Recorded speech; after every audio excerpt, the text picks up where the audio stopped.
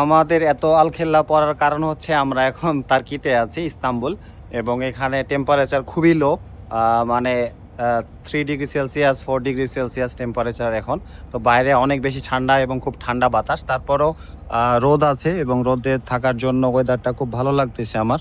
তা আমরা এখন ডকইয়ার্ডে এসেছি এবং আমাদের এই পাশে দেখেন একটা শিপ অ্যালং সাইড হবে, তো তারা আমার পাশে এসে অ্যালং সাইড হবে এবং এই পাশে অনেকগুলো শিপ আছে। ইস্তাম্বুল বরাবরই সুন্দর, আমার অনেক পছন্দের একটা জায়গা।